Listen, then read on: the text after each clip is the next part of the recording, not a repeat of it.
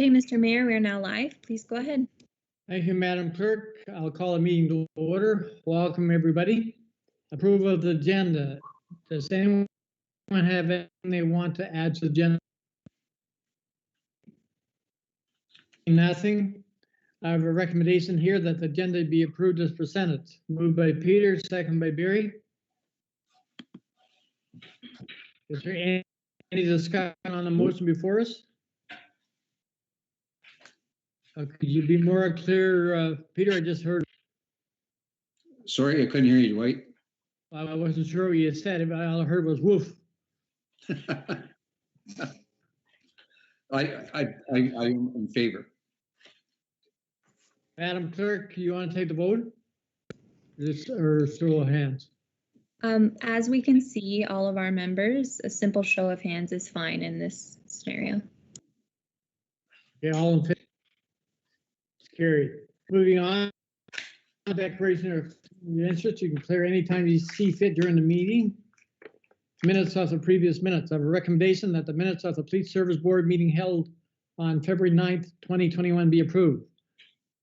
By Barry and by Peter. Any discussion on the motion before us? Seeing none, all in favor? The motion is carried. We no presentations today, no delegations. Public question period. Madam Clerk, has there been any questions come in from the public? There is not. Okay, moving right along, we're down to correspondence. We have none. Reports and recommendations. We report from the detachment commander. I have a motion here. The Department Commander's Report, February 1st, 2021 to March 31st, 2021 be received for information. Moved by Peter, second by Barry. Commander, go ahead and give your report.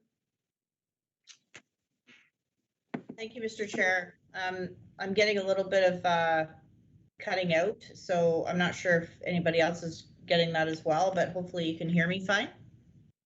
Yes. Okay, thank you. So as for the last Police Service Board meeting, I'd mentioned that I was going to change up the report a little bit. And you'll notice that the report that you would have received is a bit different than the one that you had been receiving previously. Just to recap, my thoughts behind it is, one is I don't think that we were doing a very good job as a detachment providing our Police Services Boards with the right information to show the hard work that our officers are doing out there for the community. And I wanted to make sure that that was related to our boards. And additionally, with the new Comprehensive Police Service Board or Police Service Act coming into effect, it would be more of an overall report as opposed to very specific to the townships. So having said that, I'll carry on with the report. So the first part of the report talks about our auxiliary unit. I think it was really important to pass on to our boards that community members that we have that are volunteering with OPP, that go through extensive training and background checks, that ride along with our officers, that support us at community events. And I think it was important to report to the boards on the hours that they participate, that they spend in training, and just some of the work that they do there. Now, during COVID, our auxiliary program has been suspended throughout the year, back on, back off, and because of the lockdown, they're back off again. But they have provided us with some assistance throughout this year. So in the report, it goes over some of the activities that our auxiliary unit has been involved in. They've assisted with motorized snow vehicle patrols, which is really helpful because we have to go out in twos, and if we have a couple of auxiliaries, we can split up and cover more ground. We did have a lot of complaints regarding snowmobiles this year, particularly people from out of the area coming to this area because our trails were open and others have been closed. So that helped out a lot. We currently have 17 positions for auxiliary units, and right now we have 10 people filling those positions with 2 applications that are pending. They do have to go, like I said, through extensive background checks before they're accepted, interviews, and of course the training. One of the things that our auxiliary members help us with is traffic complaints. So if we get a traffic complaint, and what we do is we have speed spy signs that the auxiliaries are responsible for placing. It'll stay up about a week, and from that it takes the data from the traffic and lets us know whether or not it's a perceived traffic issue or whether it's an actual traffic issue. Once we get that information, and if it is a problem area where we have high milers, then we can assign a focus patrol where officers will target that particular area, and we will know the time of day that is, it may be just during the morning rush that speed is a problem, and we can target it very specifically so that our officers can spend their time wisely. So they'll do that for about 2 weeks to sort of get the message across, and then we'll do some checks periodically after that. One of the good things that comes from our auxiliary units is often we have members that start off as auxiliary and then they decide that they really like that type of job, and they put in an application, and we have actually hired in Grey Bruce one of our former auxiliaries, Brett Angel, who is also the son of one of our sergeants that work here. And he will be joining us. I believe they're going to be arriving sometime at the beginning of June. So we'll have actually 6 new recruits coming in June, and we'll do some media releases with their photos so that the community gets to know who our new officers are. The next area of the report is from our crime unit. I know we do a lot of media releases on crime. I think it's really important to note that besides the active calls for service, sometimes those calls for service, the officer goes, takes initial report, and then if it's a benchmark crime, it goes to our crime unit to further investigate. They have specialized training, and they're overseen by a detective sergeant. And so during the last couple of months, you'll see that we've had 25 benchmark occurrences. These are sometimes more complicated investigations, and they take a lot more resources and a lot more training. And so it's a little bit of a specialty unit. Some of those things include sudden deaths. All sudden deaths are reported initially to our front line, and then they're overseen by a detective sergeant. We've had 14. One is an opiate death, which also includes our street crime unit has to do a parallel investigation on that death. The goal is to find out where the drugs came from and possibly follow up with charges in that regard. 9 sexual assault investigations, 1 being a child pornography investigation, as well as fraud, criminal harassment. They also have some investigations are very lengthy, such as homicides. They have 4 different homicides that they're following up on, which takes a great deal of time, a lot of travel, and those are some of the things that our crime unit's looking into. The next is our community street crime unit. This is a fairly new unit in the last couple of years. This mandate of this unit is street level property crime and drugs. That's their mandate, and we have the street crime unit is included in the cost per household. We share it with South Bruce.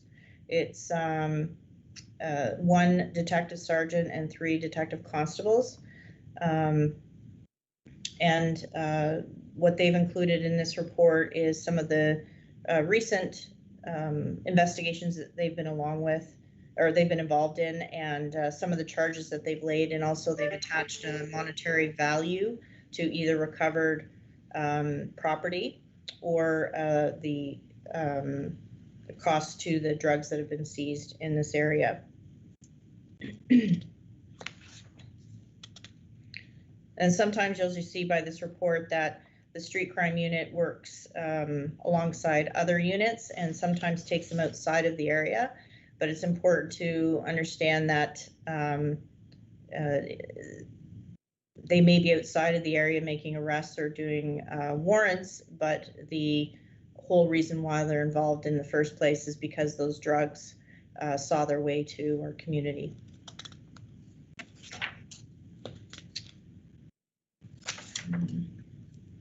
I've included the school / community services because our school resource officer, Nick Wilson, he does work at the high school in Grey Highlands through a grant that Grey Highlands received.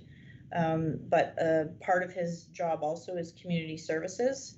So we've included sort of a bullet point of some of the things he's been involved in the last couple of months.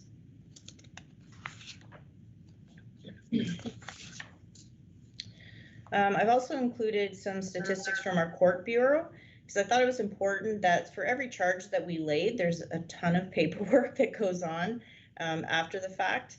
And the court bureau keeps that paperwork moving and make sure that, you know, that once we've made the arrest, that we see it through so that it has the best chance of a successful in court, being successful in court. So our court bureau, we have 2 officers in that bureau, and they saw 36 bails that were processed. So a bail is anytime during the week or weekend, which requires usually a couple of officers to transfer the prisoner. They're done virtually these days, so there has to be somebody on the line to set up the phone so that the prisoner and that the Justice of the Peace and the defense and Crown can hear everything and go through that process. So it does take a lot of manpower to process that, and sometimes lengthy because we're in a long list of people that are waiting to be in front of that Justice of the Peace. So it is labor intensive. We've executed 5 warrants in the last couple of months, and for every charge that's laid, we have to swear to a criminal information, and 133 of those were sworn to during the last February and March. The Provincial Offences Court is not open currently. We also normally have to deal with the provincial offences as well, but due to COVID, it is closed, and we have not heard any dates when that'll be opening next. Also, the part-time officer unit. So this is a program that I took advantage for our detachment. At any given time, West Region has, you know, a number of officers that would be on long-term disability or being paid by insurance, and therefore their salary dollars are available. And so we actually have 4 part-timers at our detachment. They work around 20 hours per week, and they work in pairs so that they can be available to perhaps guard a mental health patient at the hospital that we've apprehended, so that the frontline officers aren't taken off of patrol to do that. They fingerprint, criminal fingerprints as well as volunteer fingerprints for us. So that allows, again, officers to stay on the road where they're needed, and they look after that. They will do prisoner transport for us. They will, you know, get prisoner meals when needed. So basically, they're doing a lot of the work that frontline officers used to do, but now we have 4 officers looking after that, where the frontline full-time officers can be on the road doing the proactive work or answering the reactive calls. So we have more people on the road at any given time.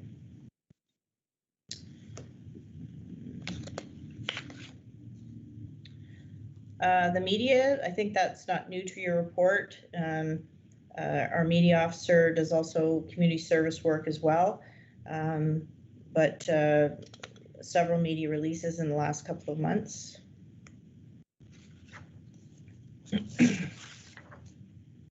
And training. So in the last couple of months, we've had an officer go on a train the trainer course for e-ticketing.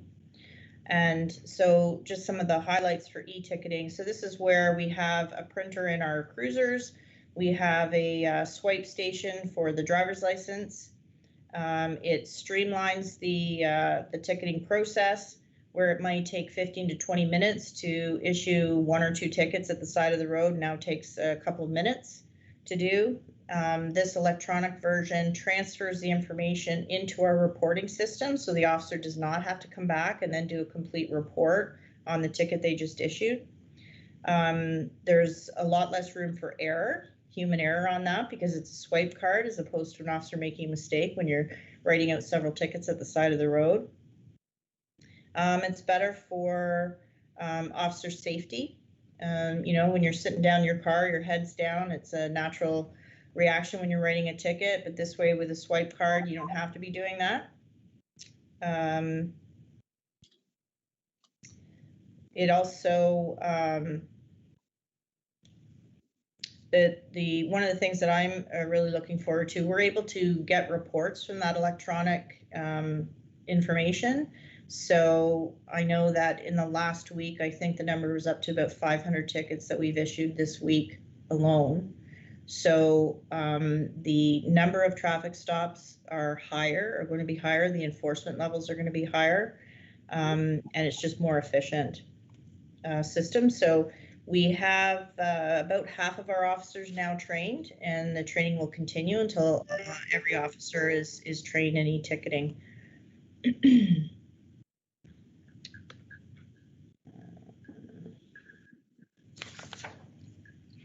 And then the next part of the report, I think you're familiar with that. It's been in our other reports. We have our ride hours, our foot patrol hours, arrests impaired by drugs, and the COVID-related occurrences. Hopefully we can get rid of that section soon. Focus patrol. So our last PSB meeting, I don't recall who it was, but somebody had mentioned they were concerned about the number of impaired drivers that were in Georgian Bluffs area. What I did is we do have a detachment analyst, and I asked her to put together a report for me regarding impaired driving, particularly in Georgian Bluffs. The results of that report, basically what we can get from that report is that there were 23 occurrences identified in the Georgian Bluff area in 2020, and that represents 20% of our overall detachment impaired driving. Also from there, we can see that 16 of them were alcohol related, 6 of them were drug related, and 1 of them was both. From the report, we can also see which day of the week we're most likely to see an impaired driver, and also right down to the range of hours that is most likely to result in impaired driving in the Georgian Bluff area. And of course, the highest area. And from that, what I did was I assigned a focus patrol for impaired driving, based on the analytical report to pinpoint where our officers should be to most likely combat drinking and driving. And so in the report, you'll see that we had a focus patrol for 2 weeks. Just under 8 hours were spent doing ride hours, and I'm sorry, that's the other. So 6 rides were conducted, 91 vehicles were checked, and result 3 HTA warnings and 1 HTA charge. So we dedicated just over 14 hours to that ride program. The other focus patrol that we had that ran for 2 weeks, this was on concession 21. We had a concern regarding snowmobiles and the speeds that they were traveling. So we did that focus patrol for 2 weeks, and just over 7 hours were dedicated towards that, and 5 warnings were issued for speed on that.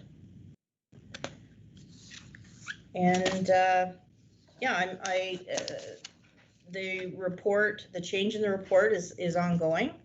I want to change the format a little bit, include a little bit more information. Things like, 911 calls for service. That typically is usually the highest call for service in any given detachment area. It is a reactive call, so a lot of them are pocket dials, 911 hangups, that sort of thing, child playing with the phone. But these are billable calls for service. And so I think it's important for the townships to realize, what their highest calls for service and try to combat that. So things like that I'd like to include. And just looking for some feedback on what you think of this style of report. I think it's a better report. I like the way it's done. I really like it. It's easy to go through. It's Right. really good. Yeah. A little more interesting than just Yep. statistics. It was much more informative than looking just at numbers. We like the style that you provided a lot more information, and it was easy to read. So keep it up. It's great. Good. I'm glad. Nice. Excellent job, Deborah. I think it's really good. These two gentlemen can understand it. It makes me feel good. That's good. Well, I really, I really am trying to convey, the work that our officers are doing, because they are very committed and they do a very good job out there. And I just think staring at a bunch of numbers really isn't that interesting to look at, and may not fully convey the work that we're doing. So. It's good. Good job. Good job, Deborah. Does the board have any questions of the commander on her report? I just have a comment more than anything about the e-ticketing. What took them so long? I've always wondered why they you saw how citations were written back in the 70s, 80s, 90s, and I often wondered why there wasn't a process of a swipe of a card or something. And it is a really good thing that we're moving ahead with something like this. And you already cited the most important reasons, and they all make total sense. I just couldn't believe it's taken that long for it. Must be welcomed by the OPP. Well, it certainly is. I know the officers are very excited to have this, the ability to do this. And I think sometimes, being provincial, connectivity is sometimes a problem. We have over 6,000 officers, and getting everybody trained and getting not only the police, but also the provincial courts ready to receive this information. So we're very pleased to see that it will be much more efficient. Yes. Just a question I'd like to ask. The signs that you put up for speeding to collect the data, how do you derive it? Do you get so many weeks in Georgian Bluffs, so many weeks in another municipality, or how do you request to get that? Usually it's complaint driven. So, if can I use an example? So Ceylon in Grey Highlands, they recently had a reduction in their speed through the actual town or hamlet of Ceylon. And so one of the citizens that lives on that number 4 county road, complained that, we have had a speed reduction. However, there hasn't been any enforcement there, and we feel that it's unsafe and that people are speeding through there. So, I think it's important to listen to citizens, but also it's very informative to us to have the ability to put up a speed spy sign or a speed spy device, because it collects the data and it really gives us the ability to target the time of day, what day of the week, that sort of thing, so that our resources are very efficient that way. So it's mostly complaint driven. Okay. Thank you. Thanks, Deborah. No problem. Any other comment from the board? No. Mr. Mendez, any comments from the CAO?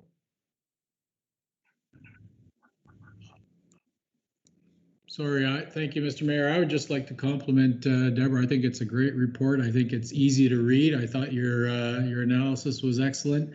In an ideal world, I think it continues to evolve, and you can start to see a little more year-over-year statistics, and you can start to see some trends and different things, because I can see that's where you're going. I know as the administration in Georgian Bluffs, that's what we're trying to do as well, so we can better inform our council in terms of the trends and where things are going. Sometimes as staff, when we say we're busy, that isn't good enough. I think it's important that council get a little more of the statistics and the data, and I think you're moving in the right direction. I was quite impressed when I read the report, and I was quite impressed when I heard you go over the analysis today. So hats off to you. Great job. Thank you very much. Yeah, you're bang on. I do hope to include sort of a comparative analysis. So from year to year, we can put that into a graph. So it's a quick hit, easy to read, easy to see if we're trending in the right direction or the wrong direction. And when we see that we're moving in the wrong direction, we can take action on that. So yeah, that is my goal. So it will evolve, and we'll get it to a place where you know, hopefully everybody's pleased with it, and we can see at a quick glance where we stand. Thanks, Deborah. And I must say, Deborah, that it's nice to see you're in the game again when it comes to the upcoming new police service board. You've already got to start. Yeah, sorry, you're cutting out. I don't know if it's my computer or not, so I didn't quite catch all of that, but a comment regarding the new Police Services Act, was that it, or? Can you hear me now, Madam Clerk? All I was saying, Deborah, it's nice to see the way this report is going. It'll fit in good with our new police service boards that are coming up. You've already got to start on already. Exactly. Yeah, that was one of the goals, Mr. Chair, is to you know, get everybody used to seeing an overall detachment report, as opposed to, I think it's still important to know the specifics for your particular area, and that won't be excluded. But I think, you know, crime doesn't know any borders. So I think it's important for you to know overall in Grey Bruce where we stand. That's good. Anyway, next one, report. If there's no other comments from the board, we have a motion on the floor. All in favor of the motion, show of hands. The motion is carried. So we'll move on to our agenda next. We have the Community Safety Policy Act. The recommendation here that report LEG 2021-10 Community Safety and Policing Act 2019 be received for information. Moved by Barry, second by Peter. And I'm going to turn the floor over to Madam Clerk. Thank you, Mr. Chair. And further to direction from this board at our last meeting, I present this report for your information today.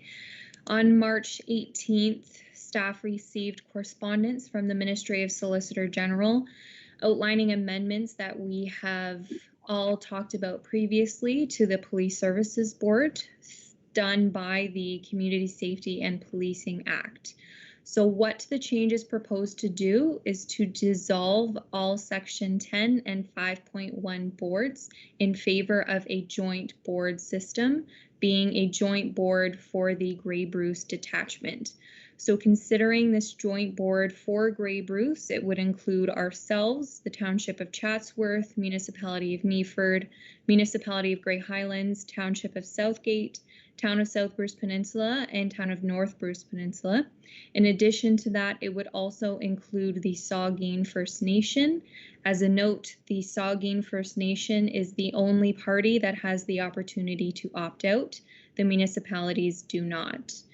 The CSPA permits creation of more than one board where necessary. Should we determine that the Grey Bruce detachment requires more than one joint board, we do have to provide information as to why we feel that way in regards to geography, variations in population size, and etc.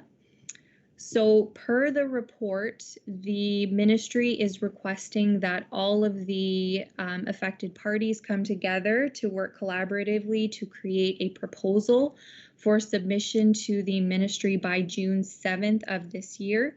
The joint board is required to be reflective of a minimum of 5 members with 20% community representatives and 20% provincial appointees. So as of creation of this report, I have called a joint meeting of all of the members as I read aloud today. We are meeting jointly on April 27th to discuss what this proposal will look like for Grey Bruce and to get the conversation started, as we are on quite a tight timeline. Thank you, Madam Clerk, and it was nice to see that you stepped up to the plate and volunteered to take this task. Must commend you for that. It should be quite easy. Tell me this: will the present board that we have now, Madam Clerk, need to comment on what you may propose or may be coming down the tubes?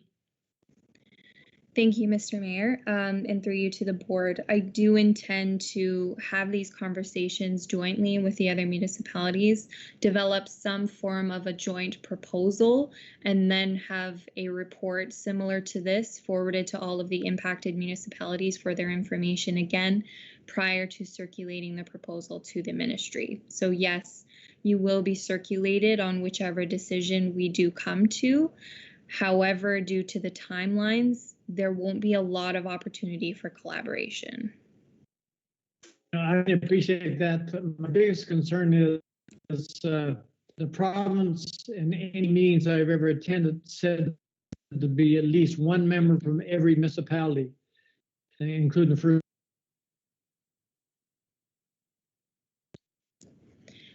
Thank you, Mr. Mayor. And you broke up a little bit there. So just in response to that, I think it would be beneficial to have at least one person from each municipality on the board, but our joint discussions with all of the municipalities and First Nations involved will propose whatever we feel is most appropriate while not having a 40-member joint board or something like that. So I will provide the board with an update following our joint discussions.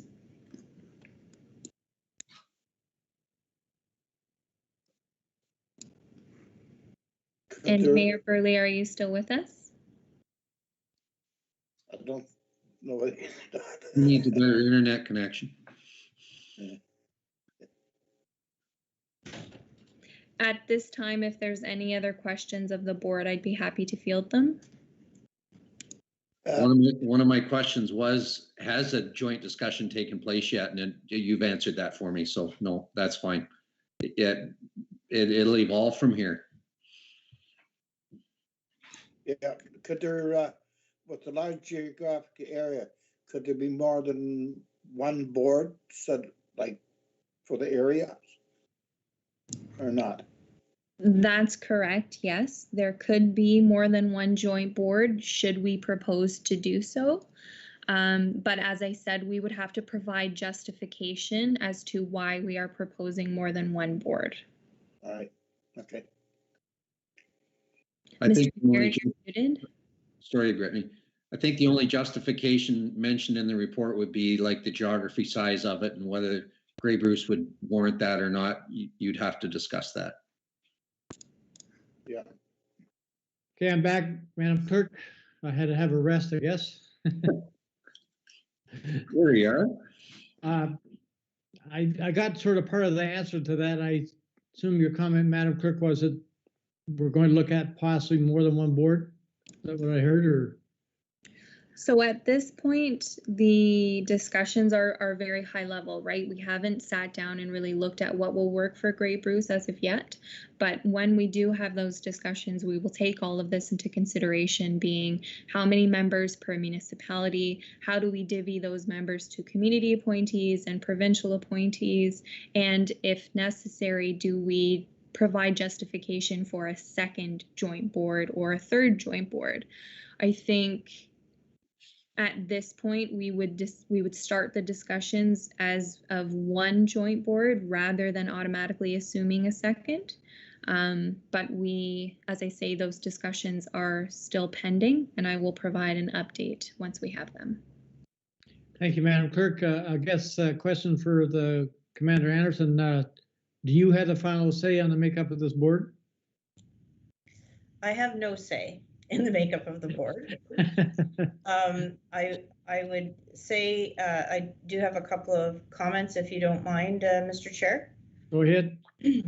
First of all, I'd just like to thank Brittany for taking the bull by the horns and organizing this. That's very much appreciated. Somebody had to do it, and it's nice to see that you were able to do that. My preference would be one board. However, I will work with whatever the townships come up with.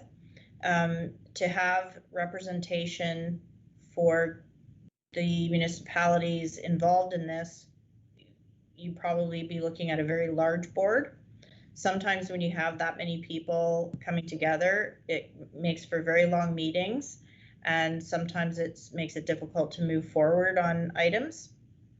But like I said, I'll work with whatever the proposal you put forward and the ministry decides on. The other thing is, I would say that if you are looking for some things to kick around with respect to more than one board, you could use the fact that Grey Bruce detachment covers 2 counties, Bruce County and Grey County. So that might be a reason to look at more than one board.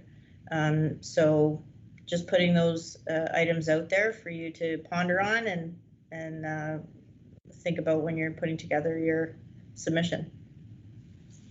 Thank you, Deborah. That's a great comment to have come forward. Any other comments from the board? You know, it's a process in the works, Dwight. It'll evolve from here. We'll get more information as they go. Okay. Brittany, go ahead. Thank you, Mr. Mayor, and through you to the board, I would like to request or recommend that the motion in front of you be amended to refer this item to council for their information as well. So we'll simply just add a line to the recommendation reflecting and that this report be referred to council for their information. So moved. Okay. Second. Okay. All in favor of the motion before us? So carried. Thank you, Madam Clerk. So we'll move on to the agenda before my internet goes out again. Unfinished business, we have none. New business, I have a recommendation here that whereas Council of the Township of Georgian Bluffs amends recommendation policy 2018-86 at their meeting on February 17th, 2021, and whereas committees of council may by resolution request that costs associated with attendance at conferences and seminars be funded by the township within a maximum of $500 per member per year, and whereas all members of the Township Police Service Board have registered for the 2021 Police Service Conference on May 26 to 28, 2021. Therefore, the Township of Georgian Bluffs Police Service Board hereby recommends that the Council of the Township of Georgian Bluffs cover the cost for registration to attend the 2021 Police Service Board Conference, $500 per member with the outstanding cost to be invoiced by members. I'm going to read the whole thing, but there's a change.